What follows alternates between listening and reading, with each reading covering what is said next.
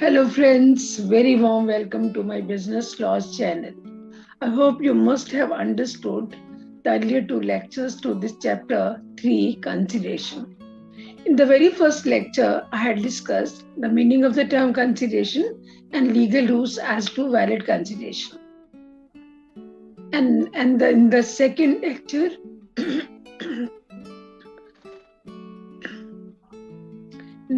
lecture, I had discussed the exceptions to the rule no consideration, no contract. So today, friends, in the third lecture class, I'm going to take up Doctrine of Privity of Contract. Dear friends, if you have any doubt regarding any of the chapters, chapter 1, chapter 2 or chapter 3, then in that case, you can write your queries in the comment section. I will definitely reply. So moving ahead, friends. The heading is before you, friends. A stranger to a consideration can sue, but a stranger to a contract cannot sue. This is correct statement that a stranger to a consideration can sue, but a stranger to a contract cannot sue. Now the question arises, what is the meaning of the term stranger to a consideration? Stranger to a consideration, as the name implies, it means the person from whom the consideration has not moved. That person is known as stranger to a consideration. So you all know, friends, section 2D provides that as consideration can move from promisee or any other person. Any other person means stranger. Okay, so there's a very important case law regarding this, which you have already, learned in this chapter, which is Chinaya versus Ramaya. Old mother gifted certain property to her daughter on the condition that she would pay annual amount to her maternal uncle. Now daughter said, okay, I will pay the amount. But later on she said, I will not pay the amount because my uncle has not paid me anything. Then the case went to the court of law. It was decided in the court of law, even if maternal uncle has not paid any amount to his niece, but consideration has already moved from mother to daughter. So a person who is a stranger to consideration can sue on the contract. In this leading case, maternal uncle was stranger to the consideration. So a stranger to a consideration can always sue on the contract, but a stranger to a contract cannot. A person who is not a party to the contract is called a stranger to the contract. Such a person cannot sue on the contract. There is a leading case law regarding this, which is Dunlop Pneumatic Tire Company versus Selfridge and Company. Now, friends, I would like to share the facts of this case law. Dunlop Company sold certain tires to M on the condition that no tire has to be sold below the listed price. And in case any tire is sold below the listed price, which is given by the Dunlop Company, then rupees 5 pounds, each tire which is so undersold will have to be given by M to Dunlop Company. And then Dunlop M again sold those tires to S on the same condition that no tire has to be sold below the listed price. In case it is sold below the listed price, then that penalty has to be given by S to M. S sold few tires below the listed price. Dunlop Company came to know about this. Dunlop Company wanted to file a suit against S person. And it was held in the court of law that Dunlop Company was not entitled to file a suit against S, as there was no privity of contract between Dunlop Company and S. So Dunlop Company was a stranger to the contract. So friends, I hope you must have understood these both the cases. If you have any problem, you can always write your queries in the comment section. Now moving ahead, friends, there are some exceptional cases where even a stranger to a contract can also sue on the contract. So there are 8 points before you. I'll take up all the points one by one.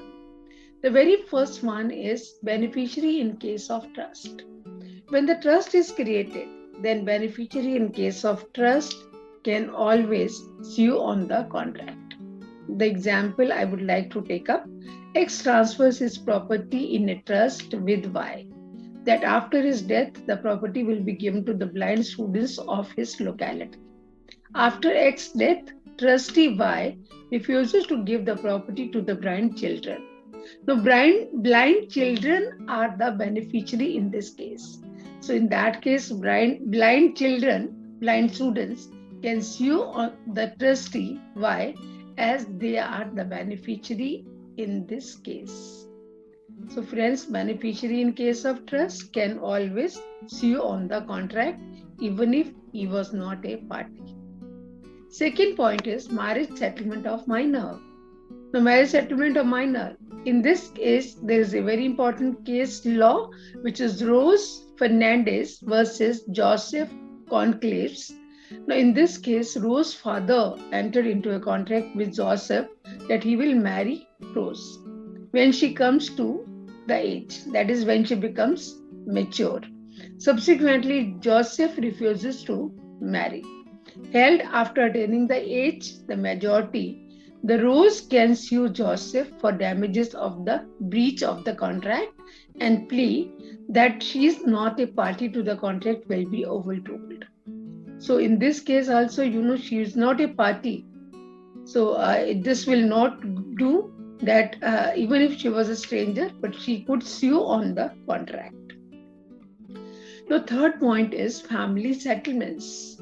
When a provision is made for the female member of the Hindu family on the partition of joint family or partition of their property, even if such members are not a part of the contract, they have the right to sue.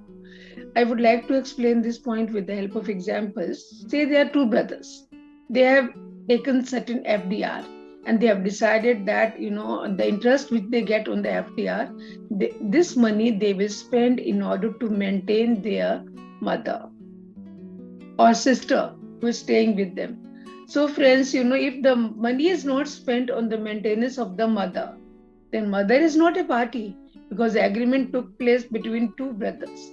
But still the mother will have the right to sue on the contract. Now moving ahead, point number 4 is estoppel or acknowledgement. Estoppel means if a person says something, he is bound by his words.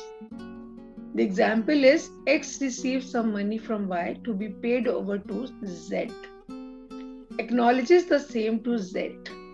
Z here can recover the money from X because X has told Z that he is having the money which he has received from Y person. Z here can recover the money from X. Here X is deemed to be an agent of Y. So here friends, because he has acknowledged, so whatever he has said, he will be bound by his words. Now, fifth point is assignment of a contract. Now, when we talk about assignment, then in that case, there are two parties involved. One is an assigner, the person who transfers. The second person is assignee, the person in whose favor the transfer is made. Now, a contract of insurance is a very good example of this. Assignee in case of life insurance and endorsee in case of bill of exchange can sue on the contract even if they are not the party to the contract. So, assignee will have to pay the amount of premium to the insurance company, and endorsee can always sue on the contract, because when we talk about endorsement, there are two parties involved. One is the endorser, second is endorsee. So endorsee can always sue on the contract, on the bill of exchange. Sixth is when a charge is created in favor of a person on specific immovable property. So the beneficiary in such case can enforce the charge. There is very important case law, which is Nawab Khawaja Muhammad Khan versus Hussaini Begum.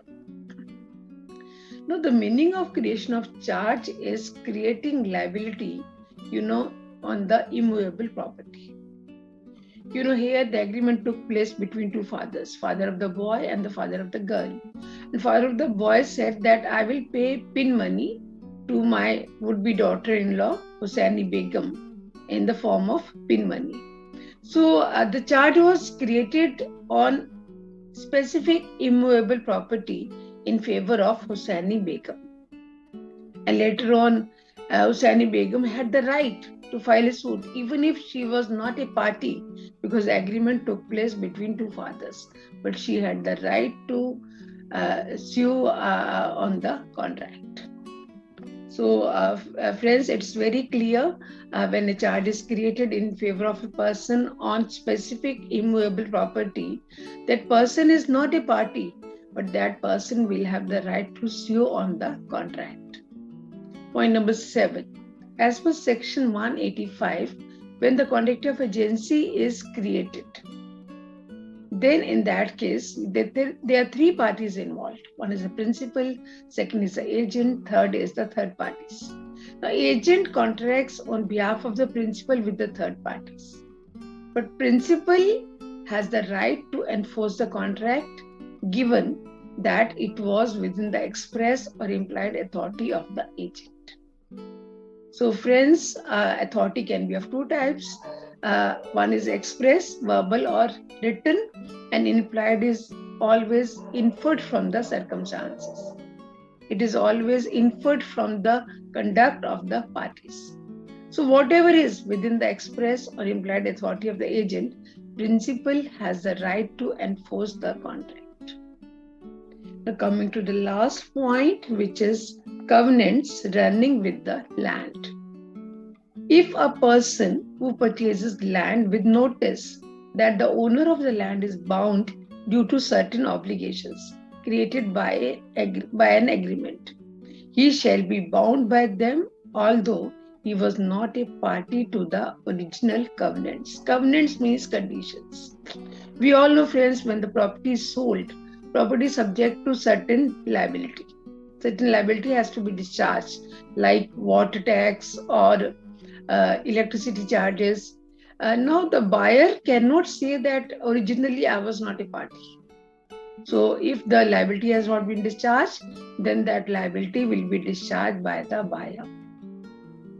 So friends, I have explained this. A question is asked in the examination. A stranger to a consideration can sue, but a stranger to a contract cannot. Explain this and state the exceptions to the rule of privity of contract. Privity of contract means contractual relationship. So this is correct statement that a stranger to a consideration can sue, but a stranger to a contract cannot. So both the case laws I have explained, Chinaya versus Ramaya and Dunlop Pneumatic Tire Company versus Selfridge and Company. So friends, this is all about this last lecture to the third chapter, which is consideration. I hope you will definitely like this content. Do subscribe to my channel and do press on the bell icon so that you can get notifications of my subsequent videos in future period. So friends, goodbye, stay blessed always, and see my more videos. Goodbye, bye bye.